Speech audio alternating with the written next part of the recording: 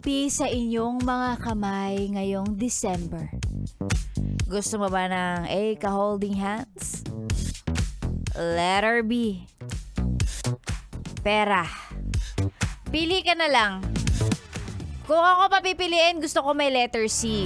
Ka-holding hands, nabibigyan ako ng pera. Pwede ba yun? Ay, talaga naman. Ay, magandang umaga. 7:28 on the clock.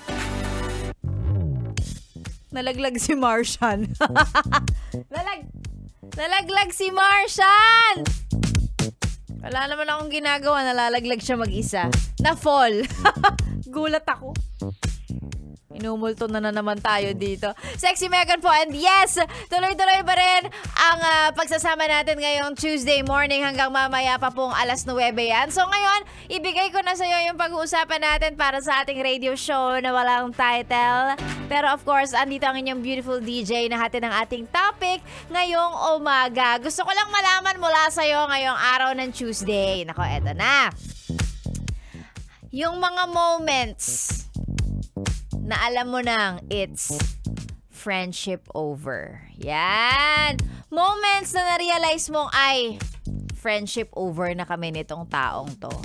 Yan. Ako Sabi nga nila, 'di ba? Minsan talaga kahit na sabihin mong akala mo forever na tong kaibigan mo na to, talagang sangang dikit kayo, ganyan. Pero may mga pagkakataon talaga na akala mo ay magtatagal tong friendship namin pero hindi pala. Parang normal relasyon din, di ba? O, yan. Sabi nga nila minsan, mas mahirap pang humanap ng totoong kaibigan kaysa taong totoong magmamahal sa'yo. And I guess, totoo yun.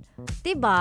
Ang hirap maghanap ng mga totoong kaibigan. So ngayong araw na to, gusto kong malaman mula sa'yo, ano yung mga moments o mga pagkakataong na-realize mo, ay, nako, friendship over na. Yan. Ang mga sagot po ay isend sa ating Facebook page, that's Yes The Best Manila, or sa page ko pwede, Sexy Megan. Moments na na-realize mong it's friendship over. May nanalo na. Charot, hindi. It's friendship over na. Ay, parang hindi na magtatagal tong friendship namin nitong taong to. Yan. Again, ang mga sagot po ay babasahin ni Sexy Megan maya-maya lang sa pagbabalik niya. And of course, since nabanggit ko na lang din, please lang mawalang galang na araw-araw kung sinasabi to. Kung hindi ka pa rin nakalike sa mga Facebook page na nababanggit ko, hindi ko alam kung anong ginagawa mo, ha? Itigil mo yung pagsustok sa kung kani-kanino. Mag-follow ka sa page namin para updated ka, nakikita mo kung ano-ano yung mga ina-upload naming videos. That's Yes The Best Manila on Facebook, and pakidamay na rin ang page ko, Sexy Megan. Paki-follow, paki-like, paki-stalk, lahat na. Huwag lang report and block. Wala namang ginagawa yung page ko to talaga. Sexy Megan po ang niyong kasama hanggang mamaya pang 9:00. Again, yung topic natin ngayong araw sa ating radio show na walang title. Ano yung mga moments o mga pagkakataon that makes you say, ay, friendship over na. Sexy Megan po ang niyong kasama dito lang sa 101.1. Yes, the best! Yes, the